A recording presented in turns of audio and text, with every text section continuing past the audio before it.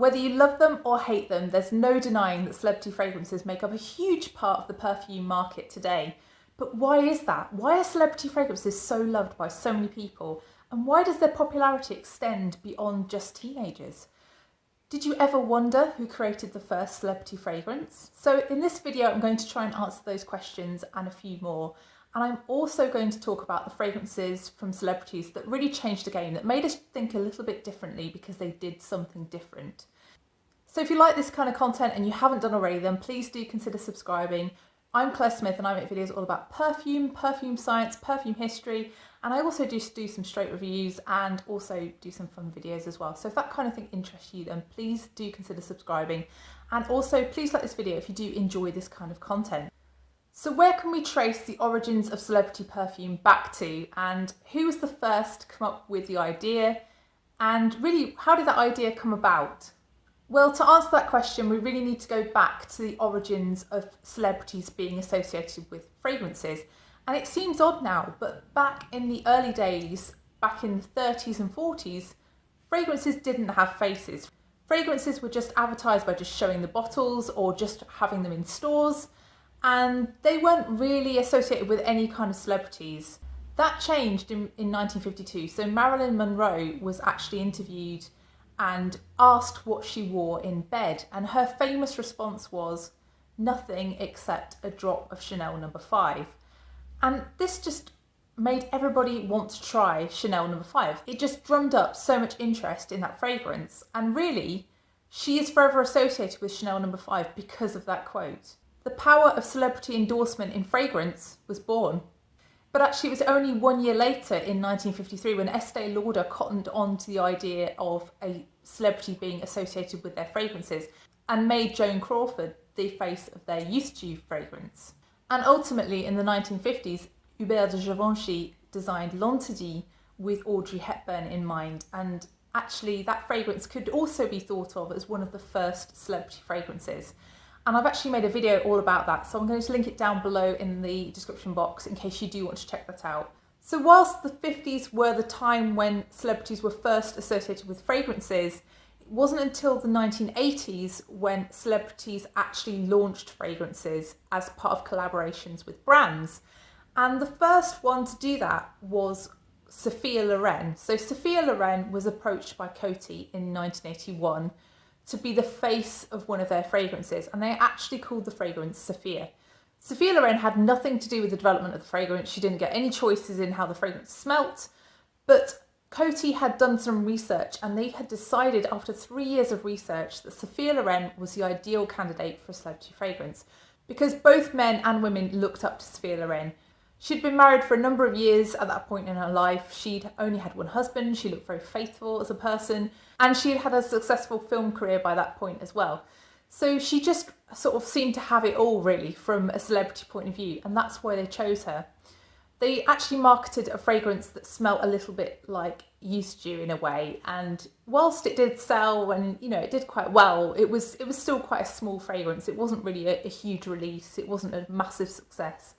The next celebrity associated with a celebrity fragrance was really Cher. So Cher released a fragrance in 1987 called Uninhibited, and that was based on a mixture of the two fragrances that she wore at the time. She had an input into how that fragrance smelt, and actually in the same year she won an Oscar for Moonstruck. So that sort of propelled her to be more famous, and that Oscar win was really why the fragrance brand approached her. Again, whilst Uninhibited did sell, it really didn't make that huge an impact. Really, it was Elizabeth Taylor in 1988 who really had the first celebrity fragrance, and her first one, Passion, didn't really do that well, but her second one, White Diamonds, released in 1991, was a huge hit.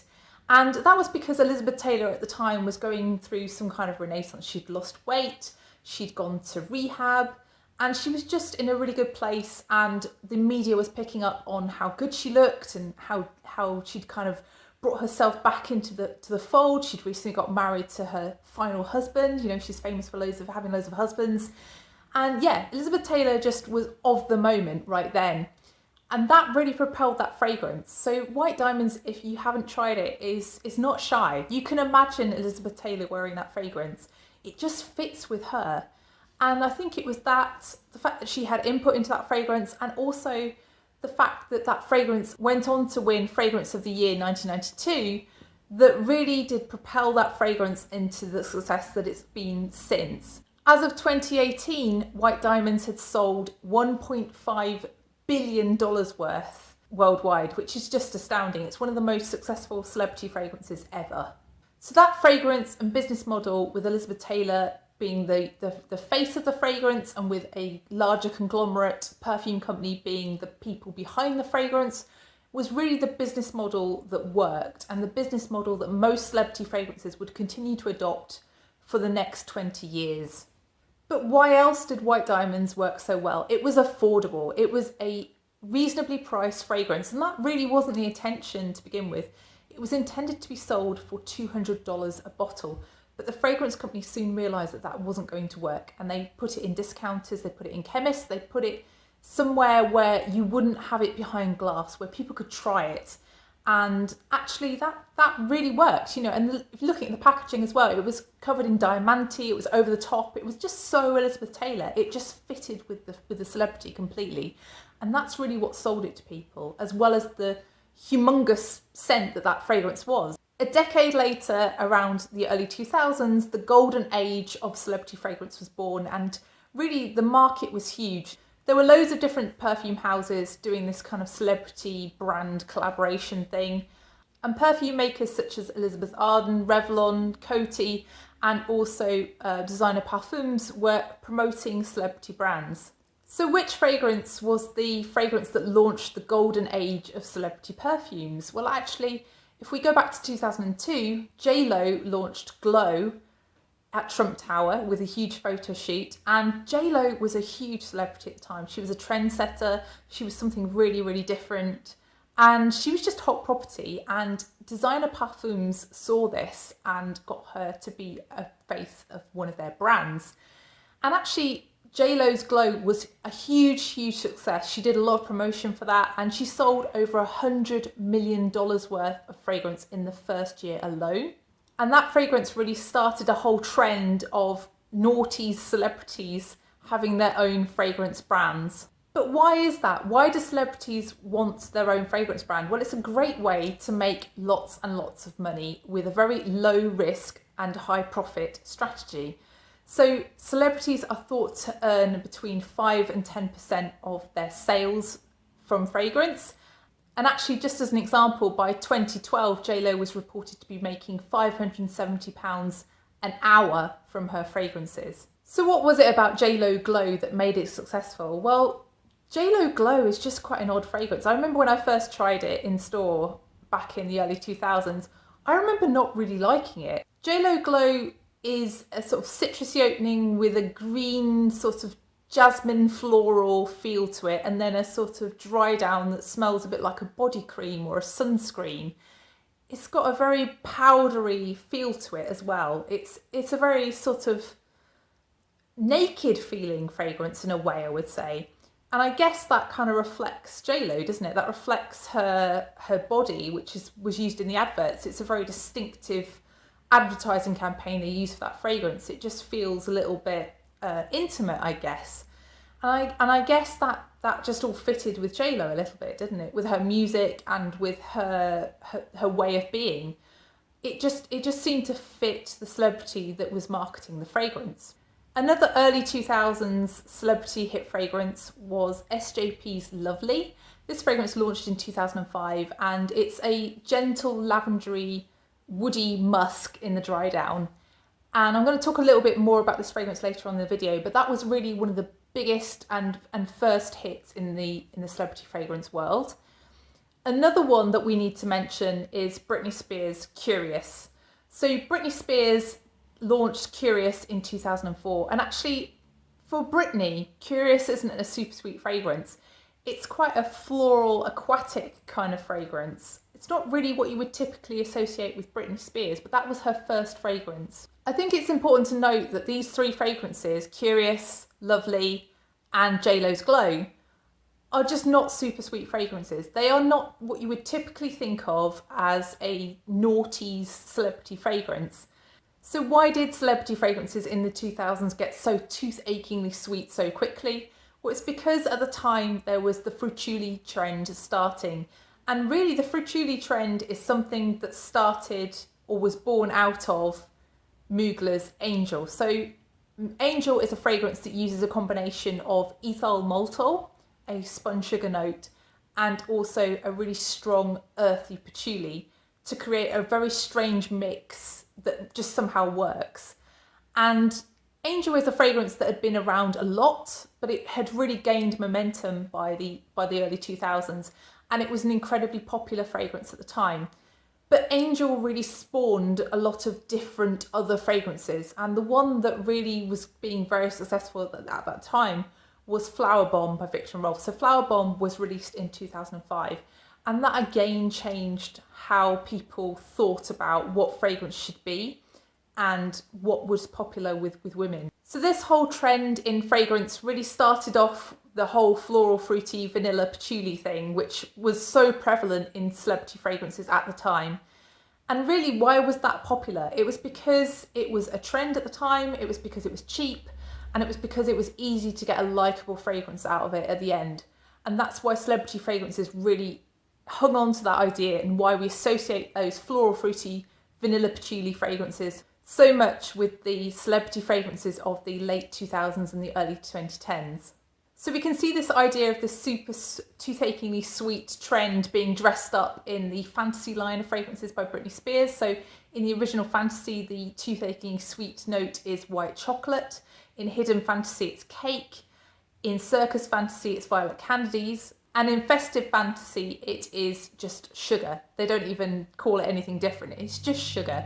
So you can see that this sugary trend was here to stay, and it was something that was really successful for Britney Spears in her line of fragrances. Effectively, sweet, cheap fragrances have a target market of younger women, because younger women have less money, younger women perhaps want sweeter fragrances, whether that's true or not, but that's the association that most people have in their minds. Younger women like sweeter perfumes, and they also are probably more obsessed with the cult of celebrity than older people. So really, those women would have also been buying into the whole fruitchouli trend because that was the popular thing at the time. So really, this created a perfect storm to promote celebrity fragrances to be sweeter and sweeter. The price point was always quite low, and that was part of, how they targeted their demographic. But ultimately, that cheap price also attracted a different customer. The customer who were interested in the hidden gem. So I don't know about you, but when I first got into fragrance and started watching YouTube videos, I would watch top 10 celebrity fragrance videos so much, because I just loved the idea of finding a hidden gem, of finding something that was really inexpensive, but really, really good. And honestly, hidden gems in celebrity fragrances, they are not common. They are quite rare from my experience, but they are there to be found. And there's something a little bit fascinating about trying to find a good celebrity fragrance. There are just a core of celebrity fragrances that just seem to hit right somehow. And I don't know whether that's because those fragrances are matching their celebrity somehow, or whether it's just because those fragrances just stand out a little bit as a bit different. But the ones that really spring to mind are M by Mariah Carey, which is a gardenia fragrance with a touch of marshmallow. Also Fame by Lady Gaga, that seemed to really fit with Lady Gaga. That was a black fluid, and that fragrance was honeyed florals with smoke. And then the one that I happened to buy, which is Stash by SJP. Stash just seems a very interesting fragrance. It's got that sort of cool spiciness going on that's just quite addictive. It's a cool, spicy, creamy, woody fragrance in a way. And it's just very unexpected for SJP to come out with a fragrance like this. I guess that's why these fragrances really inspired this kind of cult status, really. But why are there such hidden gems to be found in the celebrity fragrance market? Well, it's because celebrity fragrances use the same perfumers and often the same ingredients as designer fragrances. They just market them at a lower price point. They perhaps cut a few corners on ingredients as well, or they might cut a few corners on their packaging, but ultimately they are the same thing. They're just at a lower price point. So of course you're going to find a hidden gem somewhere in a celebrity fragrance. And that is what makes celebrity fragrances addictive. That's why you see people on YouTube with hundreds of celebrity fragrances, because they're really affordable, and you do occasionally come across a celebrity fragrance that is really good for the amount of money that it costs you. So what killed the golden age of the celebrity fragrance? Well, first of all, there was the global financial crisis that started in 2008 and really continued way into the 2010s, really. And since then, really, the whole of the economy has been quite depressed. But when you look at perfume sales as a whole, perfume sales have been going up, but celebrity fragrance sales have been going down as a share of the market. So there clearly has been a shift by lots of people away from celebrity fragrances. But why is that? Well, I think that there's some issue with belief. I think in order for you to fully invest in a celebrity fragrance, you need to believe that a celebrity in some way at least likes the fragrance, at least has worn it on occasion, had something to do with its development, likes some part of it. And in some ways, celebrities being more visible on social media, more visible in the media generally, means that you have less belief in that fact. So I don't know whether you remember Britney Spears getting caught drinking a can of Coca-Cola when she had been paid by Pepsi to endorse their drinks. And that was just a very real moment, wasn't it? That just was her having some fun and not really thinking. But actually, that just destroyed that entire marketing campaign. It just destroyed all belief in the fact that Britney was into Pepsi. Similarly, when Beyonce released her first fragrance, Heat, it was reported that she was allergic to fragrance, which really didn't help with people's belief that she was into that fragrance. If you smell that fragrance, it doesn't make me think of something that Beyonce would choose. Also with Rihanna, when she launched her original range of fragrances back in 2010 with Rebel Fleur, it was then reported in 2012 that she actually wore Love Don't Be Shy by Kilian. So really the belief had kind of gone that she was interested in these silly kind of upside down stiletto bottles and was into her own fragrances, because it blatantly wasn't true. There was no way that she was wearing Rebel Fleur when she could be wearing Love Don't Be Shy. Despite this, Beyonce's range of fragrances and also Rihanna's range of fragrances were hugely successful. It just goes to show that those celebrities just sometimes don't fit that celebrity fragrance belief. You just don't believe that those celebrities are wearing those fragrances. And sometimes that matters and sometimes it doesn't. Interestingly, Adele once was asked why she doesn't have her own fragrance. And her reply was quite telling, actually. Her reply was, my fans wouldn't believe it because they know that I wear hypnotic poison and I have done since I was 15. I wouldn't wear my own fragrance. You know, that's a very open thing for a celebrity to say, isn't it? She just wasn't interested in launching her own line of celebrity fragrances because she knew that she couldn't pull off the belief that she wore that fragrance. So what is that magical combination for a successful celebrity fragrance? What makes a celebrity fragrance truly popular? Well, you have to have the right celebrity. So it has to be someone who's of the moment. So the fragrance has to be launched at a particular time. The celebrity also has to be a trendsetter, somebody who people admire, somebody who people just want to be a little bit in some way, but can't afford, say, the clothes of, but want the fragrance of. Someone who's cool, fun, attractive, but also attainable. And those qualities are something that not every celebrity has. Also, the fragrance, it really helps if it's good, because if people buy it and they're not into it, then it doesn't spread, does it? It also helps if the fragrance stands out and is just a little bit different, but then that's the same across all fragrance, isn't it? So how much does the celebrity being in the public eye help with fragrance sales? Well, if you look at Britney Spears' fragrances, when she filmed her documentary Framing Britney Spears, when they were talking about her conservatorship in 2021, she experienced a 155% uplift in her sales as a result of that documentary. And similarly, SJP in 2021, when she announced that Sex and the City was going to go for another series, she also saw a huge jump in sales in her fragrance lines. So by 2014, the financial crash, the rise of social media, and just the saturation of the celebrity fragrance market had meant that the celebrity perfumes kind of bubble had burst a little bit and sales were in decline. But there are a new generation of celebrities around to try to revamp the market, and one of those was Kim Kardashian. So thinking about how Kim Kardashian approached the world of celebrity fragrances, it was pretty similar to how every other celebrity had approached it. She launched some fragrances in collaboration with a bigger brand, so she had her self-titled fragrance, Kim Kardashian, and a number of flanker fragrances of that fragrance. But really, her fragrance lines really took off when she went it alone. So she cut ties with the perfume company and she started to launch her own range of fragrances, and she packaged them in very innovative ways and just made fragrances that were really quite good. And that was really a turning point in the world of celebrity fragrances. So celebrities going it alone. Other examples of this are Rihanna when she parted ties with her original fragrance company, and also SJP when she bought the rights to her own fragrances and started the lovely distribution company. Another type of different celebrity kind of fragrance was the one launched by Ashley and Mary-Kate Olsen.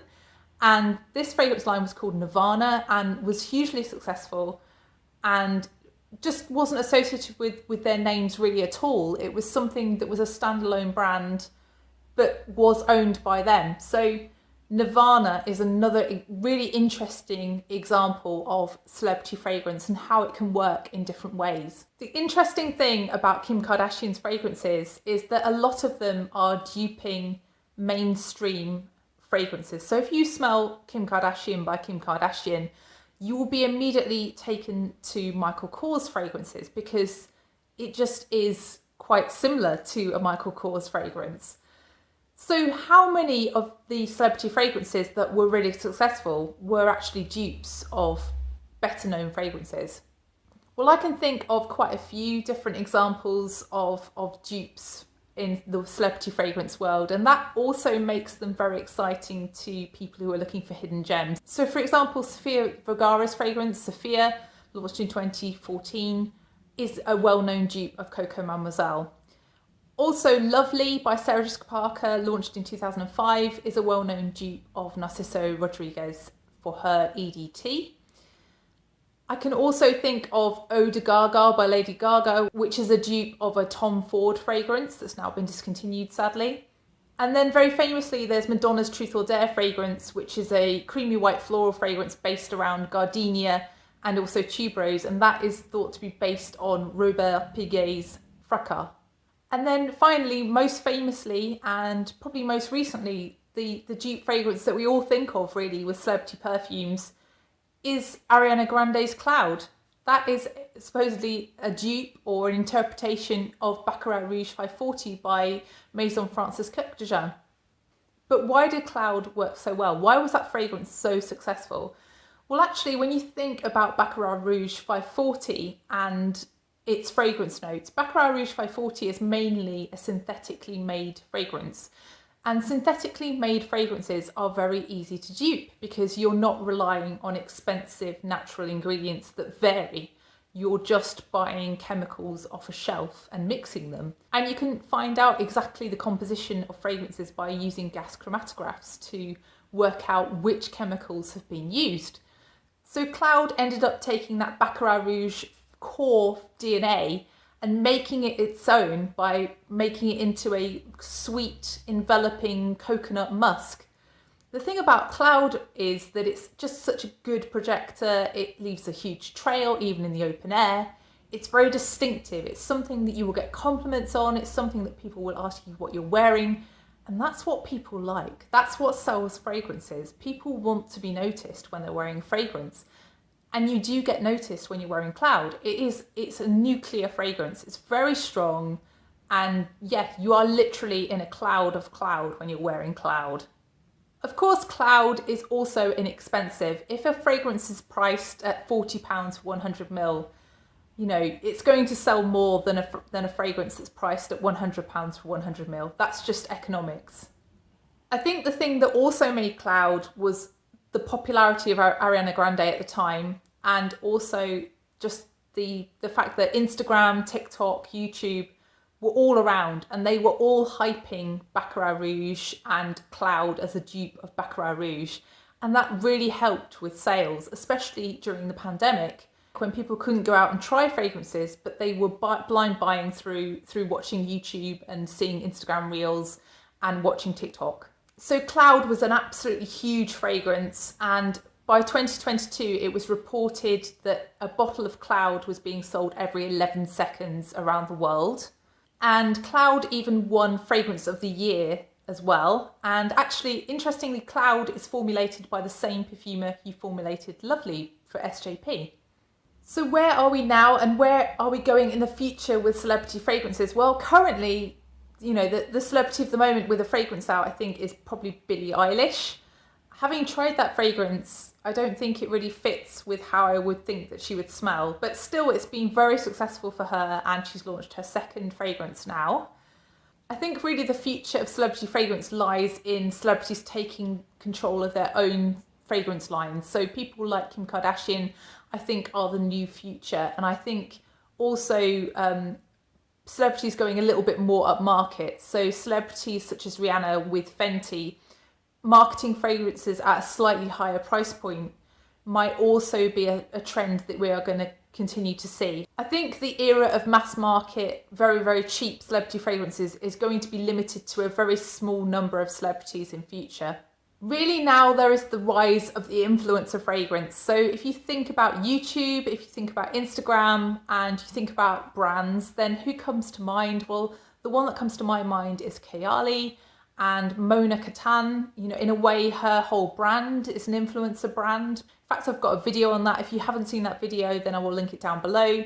But Huda and Mona really have developed both makeup and fragrance brands by being influencers. And, you know, they've been incredibly successful with that. And that's a whole different type of celebrity fragrance. Other influencers, particularly perfume influencers on YouTube, have launched their own fragrances. So, for example, Sophia Loren has now launched her own fragrances, so Empress, and later Aphrodite when that one comes out. And also we've seen loads of fragrance collaborations with influencers. So, for example, collaborations with Paulina Shah, collaborations with Gabby Loves Perfume, also collaborations with Demi Rawling. They've all been very limited editions which have sold out and then been either reintroduced or not reintroduced, but you know, you never know with Fragrance du Bois, do you? So I think, you know, creating that limited release, making it look exclusive, having celebrities promote their fragrances on YouTube is just a very effective strategy to sell a lot of fragrance in not very much time at a very high price point. And that seems to be where that influencer trend is going, really. So will there ever be another mass market celebrity fragrance as popular as Cloud? Has that time now come to an end? Well, I don't know. There could be. But I think it would take a very, very special celebrity and a very, very special perfume at a very particular moment to be able to replicate that success again. So please let me know, what has been your favourite celebrity or influencer fragrance so far that you've smelt? Do you own any celebrity or influencer fragrances? And also, do you think celebrity fragrances will always be a thing, or do you think they're a thing of the past or will be a thing of the past soon? I'd be really interested to know your views, and if you haven't done already and you've enjoyed the video, then please consider subscribing, and also please like this video if you have enjoyed this video. So thank you so much for watching, and I'll see you in the next one. Bye!